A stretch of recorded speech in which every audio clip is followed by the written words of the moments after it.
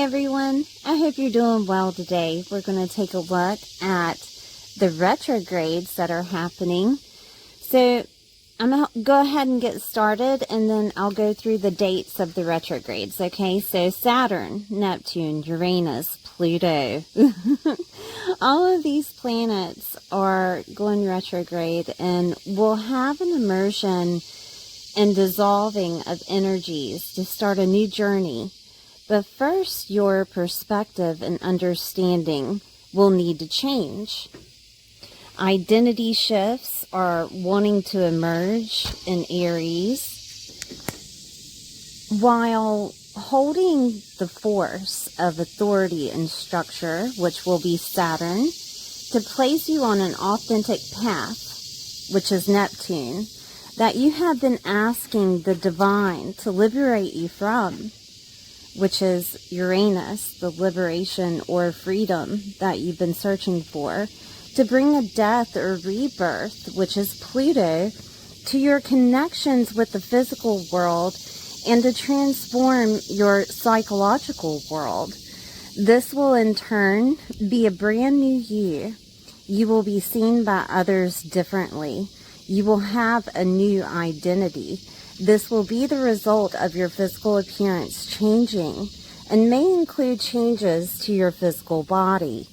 Pisces, Aries, Aquarius, Taurus, and Gemini energies and the houses are activated on an internal dialogue for everyone to review, reassess, and to return to what identity your soul is calling you to be in this new world that is emerging, which is Uranus in Gemini and Pluto in Aquarius. These retrogrades will help you slow down to see the new perceptions and new understandings that will help you articulate what you have journeyed through thus far and why.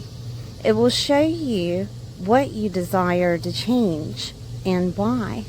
It will also enlighten you to whether or not this desire is necessary, or is there a change that needs to happen internally so that you and the pattern is disrupted and doesn't repeat again. So please take your time, surrender to whatever feelings and emotions may come up, acknowledge them, but act slowly and precisely to make sure that your perspective and consciousness have caught up with what realities want to emerge. This time can be compared to the dark night of the soul, which includes inner child healing and much needed soul time to do the inner work that is and will be greatly desired. And those of you who believe that we have multiple lives, this is the changes that will be present within the next lifetime. For most of these planets will only have one chance of this energy within this lifetime. So I'm going to go over the schedule of the retrogrades. So we have Saturn retrograde on July 13th, 2025 at 1 degrees and 56 minutes in Aries. On September 1st, 2025, Saturn will then retrograde into Pisces. November 27th, 2025, at 25 degrees and 9 minutes, Saturn will turn direct in Pisces. Neptune retrograde will happen on July 4th, 2025, at 2 degrees and 11 minutes in Aries. On October 22nd, 2025, it will then enter Pisces. And December 10th, 2025, at 29 degrees and 22 minutes, Neptune will go direct in Pisces.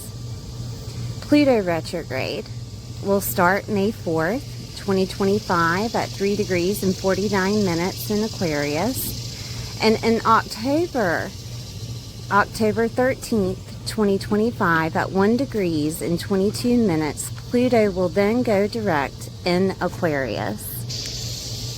Uranus retrograde will happen on September 6, 2025 at 1 degrees and 28 minutes in Gemini. On November 7th, 2025, Uranus will then enter Taurus as it retrogrades back into Taurus. On February 3rd, 2026, Uranus will then go direct in Taurus. So I'm going to go over all the signs. Please watch your sun, moon, and rising sign to get a full picture of what's happening within your world. Don't forget to like, share, and subscribe, and I'll see you soon. Hi Pisces, I hope you're doing well today. This is for Pisces sun, moon, or rising. We're going to take a look at these retrogrades that are happening within your world. Please take time out to like, share, and subscribe. So we're going to talk about Saturn retrograde in the second house. Okay, so Saturn retrograde in the second house in Aries is speaking upon your confidence of your self-worth.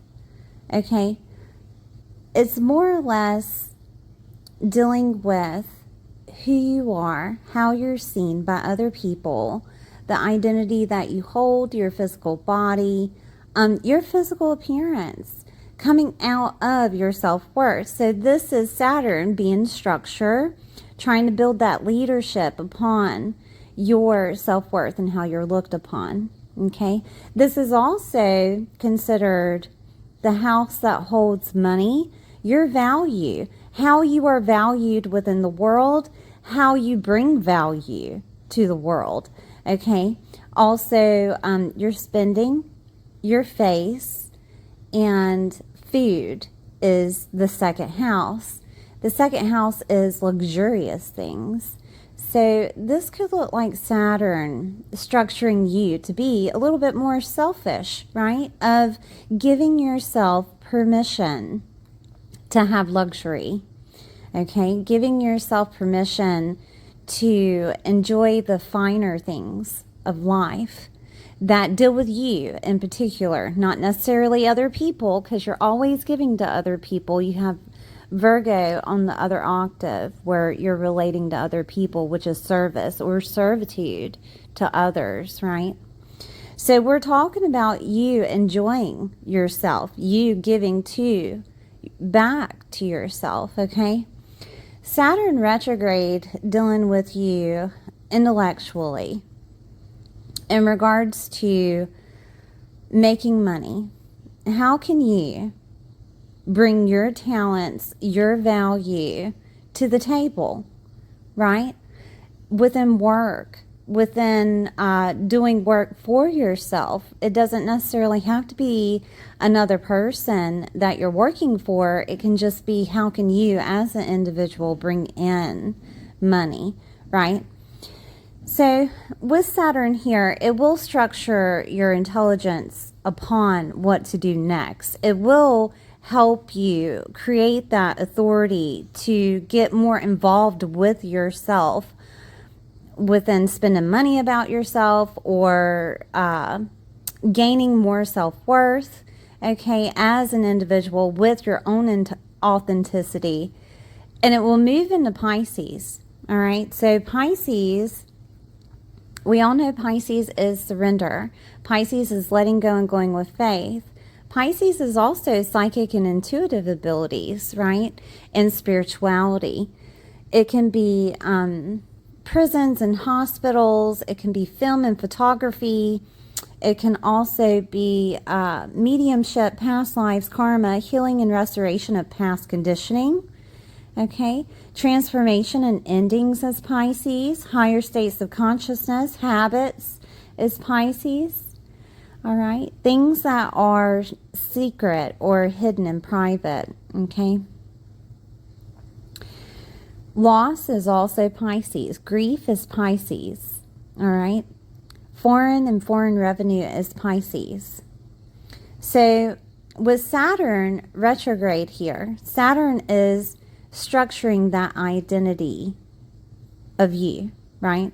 Is structuring that identity that can be related to a transformation or ending of the old you, birth into the new you, okay, is preparing you for the transit of Saturn when it goes direct, of you making your individual income, you making income that is relatable to Aries things, which Aries is ruled by Mars, so that's movement, that's vehicles, that is operations of some sort.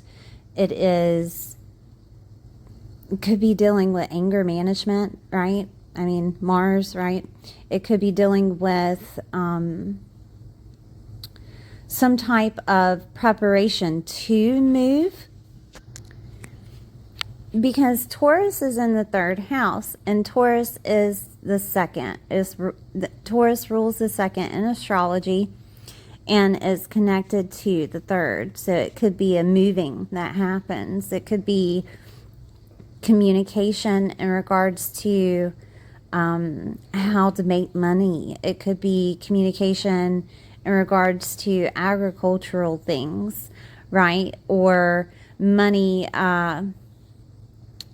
is communicated to you one way, shape, or form, okay? This could be homes too, because Taurus is homes. That doesn't necessarily have to mean that it's a move, but it's more of, because when I say move, you would think that you were, you know, moving away from wherever you are. This could be communication or documents resulting in you purchasing a home.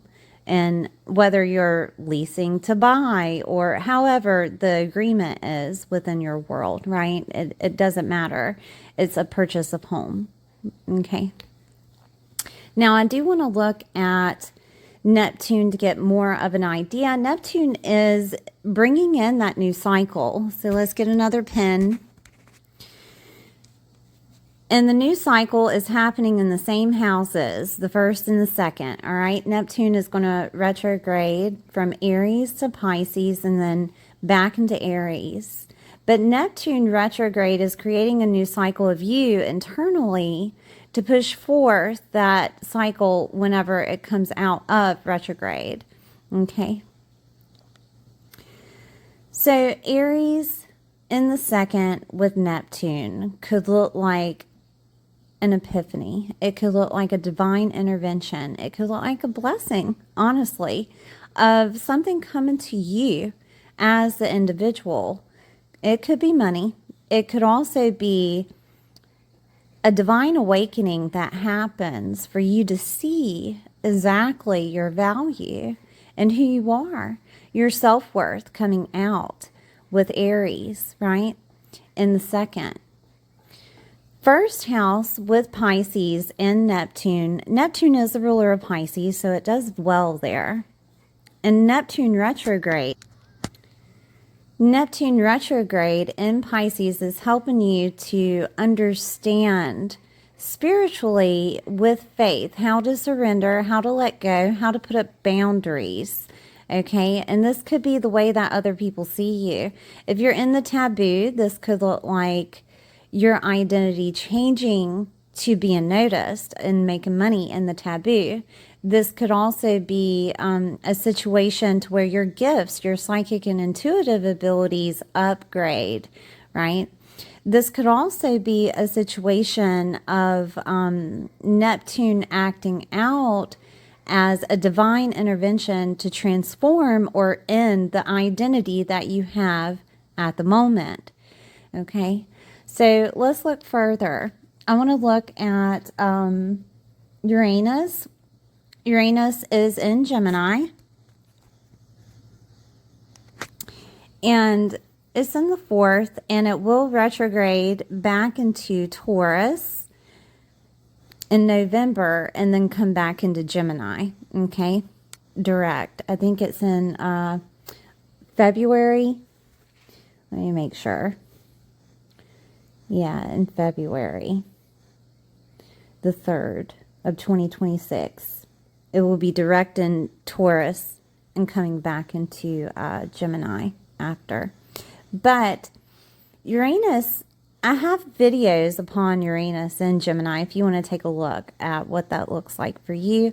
But Uranus in the 4th house in Gemini retrograde is changing you internally to let go of anything that's holding you back within homes, within properties, okay? Within family, nurturing, mothers, motherhood, mother figures, security, your sense of belonging, your emotional body, and your foundation. Uranus wants to liberate you from whatever fears, whatever healing that needs to happen in regards to those things. So say you have ancestral line situations, like all of your ancestors had habits or something, or all of your ancestors were divorced. Okay, this is the liberation that is to happen with Uranus in Gemini. Gemini deals with your mindset. Gemini deals with communication. Now, this could look like communication coming to you from it could be aunts, uncles, cousins, relatives, nieces, nephews, or neighbors. It could be communication coming from mothers, mother figures, motherhood, right? Or it could be communication coming from something of dealing with a property, of dealing with like a rental property or a property in general, dealing with a home that you've been waiting on, right? It could be communication that is actually enlightened or some type of spiritual awakening on how to manage your emotional body, right? So Uranus can work out like that and push you to the next level of that change that needs to happen, because once you change internally, everything on the outside changes. But if you get information from outside sources, it can also do the same. It can also change you internally. And I'm trying to help you understand that just because something is retrograde doesn't mean that it's just internal. Right? It can happen on the physical that changes you internal. There could be situations that happen with a home, situations that happen with the property, situations that happen with mothers, mother figures, or being a mom, right? Situations that happen to where you're having to be at home, okay? Situations that happen with vehicles. Aunts, uncles, cousins, relatives, nieces, nephews, or neighbors. 3rd house things, right? Because that's Gemini. It could be situations that happen with documents coming about a home, or that you're moving. Communication that you're having to move, or communication that you are moving. This could be something in regards to media that you use for your emotional body. That could be it. And Uranus is changing you to help you understand how to manage it, how to manage that emotional body. So therefore you get some type of advertisement, which is Gemini, some type of thing over the media, could be communication from email, text, whatever, from those people on how to manage your emotional body or clear that ancestral pattern, okay? So it could work out like that. It could also be the environment you grew up in is Gemini, right? And then you have Uranus there. It could be that you're moving back or having to move back or thinking about moving back there, right? It could be that. Now, Uranus just wants to liberate you and free you from situations.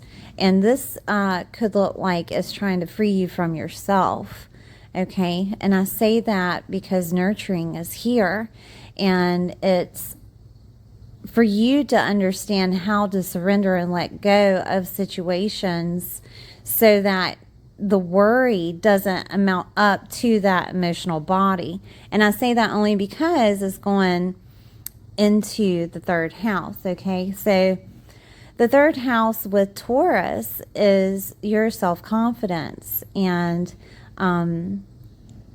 your security, right? It's your money also, yes, but Taurus has a way of wanting that stability, all right? And it could be that Uranus is trying to transform you into that stability, to change things, to make it to where you have that stability.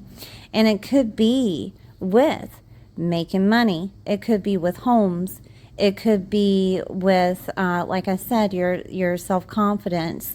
It could be Gemini and things, as we talked about before, of having a stable vehicle so that you can manage that short distance travel or movement or moving, right? It could be some type of tool that you need that seems luxurious to you, but it's not really luxurious. It's something that's actually needed, because Gemini is trying to push you to new innovative ways of being stable, new innovative ways of dealing with your emotional body, right? New innovative ways, and I keep saying new innovative ways because of Uranus. New innovative ways of dealing with situations of family, dealing with situations of property, of homes, right? So this could be that money is communicated to you, that you're receiving money to implement those new innovative ways, or that some type of I'm sorry, I lost my train of thought. Some type of tool, some type of thing that you needed. Could be a phone, it could be a gadget, it could be a laptop, it could be something for communication, it could be some type of vehicle, some type of, it doesn't necessarily have to be a vehicle, it could be equipment that you need, right? For that property or home, for that fourth house situation. If you need a new app and you need to purchase for a year, right, to manage your emotional body, that is something that you should do. If you need to get a subscription for massages for the next year, you know, that is something that you should do. It seems luxurious to you, but it could happen to where it's just needed for you to be a little bit more selfish, to take care of yourself so you can have that self-confidence. It gives you self-confidence, right? This could also look like actual communication coming in, that you're receiving something from someone else, like a gift of some sort, because Taurus is ruled by Venus, okay? And there could be a gift coming into you, or in for you, for whatever tool that's needed, for whatever communication that's needed. Like, say you are a person that does communication for money, and you need a new microphone, you need things to implement, you know, that communication. And that's coming in. Things that are Uranian, such as things that are electric or internet, right?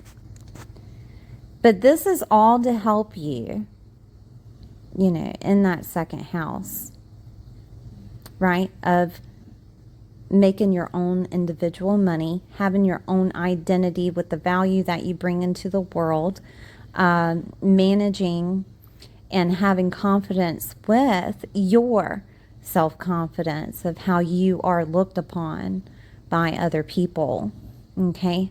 Now, I do want to say that clothing and merchandise and things that are tangible but are beautiful, right? clothing, merchandise, jewelry, things like that are Taurus. And this could be that, you know, you're having ideas on what to do next. You could be making money doing that. Uranus could give you that opportunity to free yourself from any type of bonds that were associated with money so that you can make that on an individual level. Does that make any sense? Like something on the side that you're making with your hands. Okay? All right, so that's Uranus, and Pluto is also associated with this transit here with Uranus, okay? And I'm going to tell you why. Uranus is the ruler over Aquarius, okay? I'm just showing you where Uranus transits are happening, and then Aquarius being activated, it also has Pluto in it. So there is a transformation happening here. And it's all connected to the Pisces house, right? So Pisces is activated, okay? There's a transformation of your identity that is wanting to happen, and it's associated with groups, clubs, and affiliations, your soul tribe, people of spirituality, people of enlightenment, okay? That is where your community resides, Aquarius. 12th house is also a transformation in community that can happen, okay? Transformation and endings is the 12th. Habits is the 12th, right? So there could be some type of transformation of community that happens because of Uranus bringing in maybe a new home, maybe a new sense of identity that happens, okay? You know, when you start feeling like you bring value to the table and you have people that are surrounding you and disrespectful of you, you tend to transform that.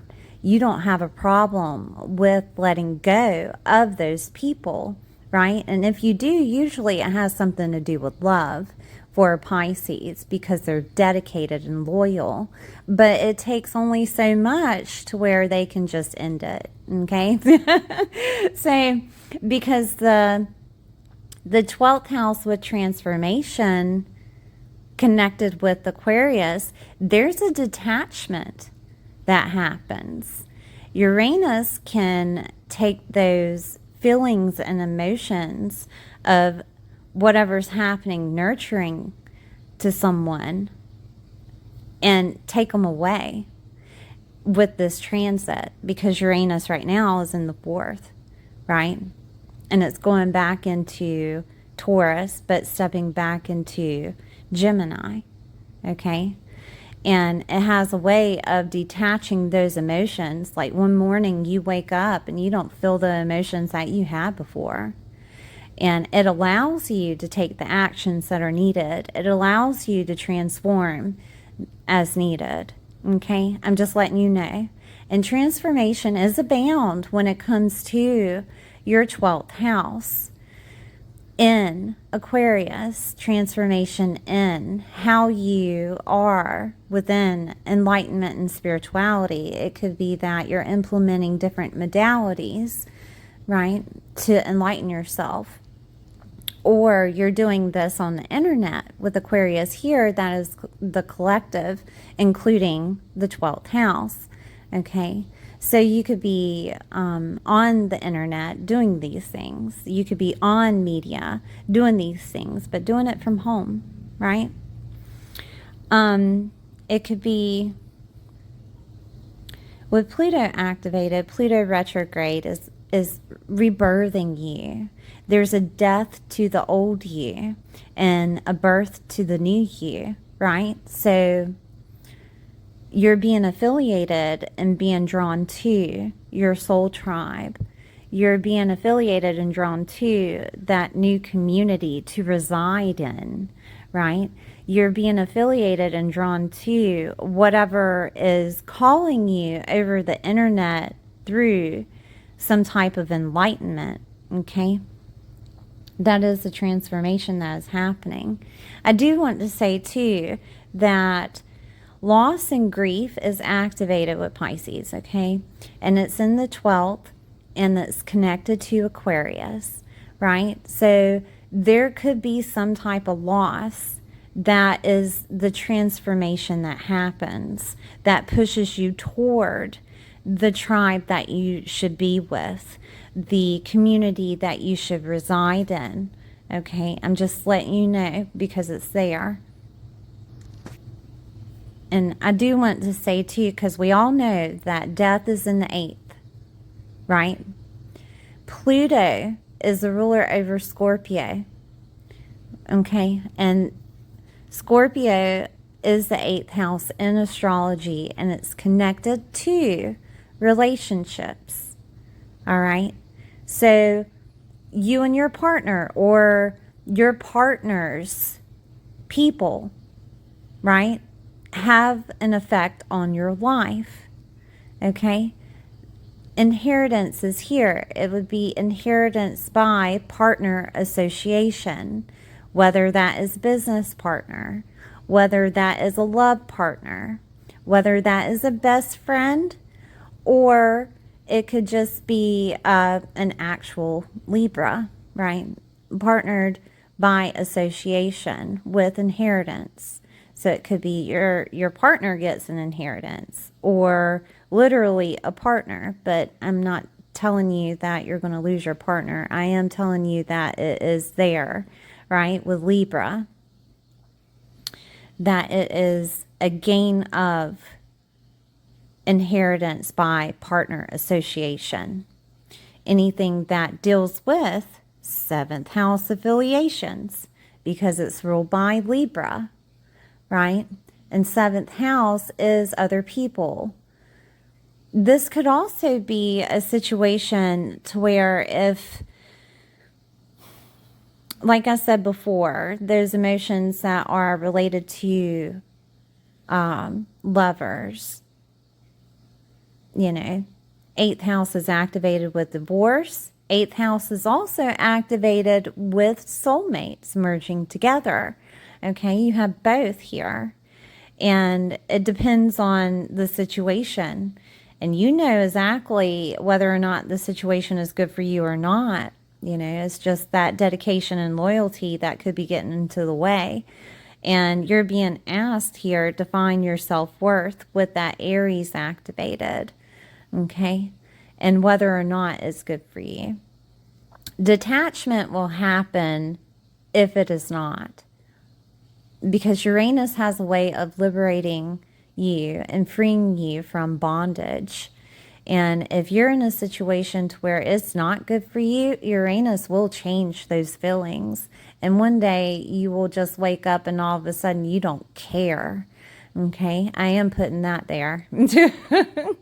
If you are already with someone, this could be an association by business, your partner's business, or you gaining a partnership of business by servitude, okay? Depending on, you know, what you do for a living. If you are a person that services others, because that's where that partnership lies, in that 7th house, right? With Virgo. Virgo is service to others, your daily routine, your daily work and employment, okay? So this could be that situation where you gain a partnership with another and you're capable of using other people's resources, all right? This could also look like a situation of, if you're not dealing with, if you're good with your job, you're good with everything that's happening within your world kind of thing, this could look like that transformation of community, or that transformation of your associations that you've had. And you will find connection, because Libra in that 8th house, Libra is related to Venus and is love, right? Venus is love, Venus is harmony and balance, and Libra is justice and balance. You will find that connection that is worth it. You will find that connection that is balanced and harmonized for you in groups, clubs, and affiliations. If you've been looking for your soul tribe, this will be the time to where it happens for you, that you will be capable of healing that emotional body, not just by yourself, but with other people too. Okay. I'm seeing if there's anything else I can tell you with Pluto, because Pluto is also, you know, I said the ruler of Scorpio, but Scorpio in your chart is in the 9th house, and that's your belief system. And a transformation of belief system is going to happen, whether that looks like Aquarius themed detachment, or it could be more so of transforming it with 12th house affiliation. You know, you are the 5 people you associate with, you know what I mean? And that belief system that you have can transform that psyche. I'm trying to see if there's anything else here. I do want to say also that the people that have helped me transform my psyche would be Abraham Hicks and Reagan Hillier and Tony Robbins. I also have on my playlist healing, if that's necessary for you to transform. Is more of an instantaneous thing rather than slowly succumbing to the emotions, okay? But if you want to take a look at that, I'm seeing 9th house affiliations can also be a skill and learning ability, also teacher, preacher, and guru, okay? That you find the hidden, because I'm talking about the 12th with Pluto, right? You find the hidden associations. You figure out the hidden belief systems, right? The secret ones, the esoteric ones, because it's Scorpio, so that's esoteric knowledge. Scorpio can also be considered, you know, transformation and psyche, and it all deals with the story that you tell yourself, okay? And that goes back to, if that's the story about relationships, of your loyalty and dedication, is the story that you tell yourself. And there may be a detachment from it, but also that psyche will change at the same time with the retrogrades happening. Okay. All right, Pisces, thank you for being here. Please like, share, and subscribe, and I'll see you next time.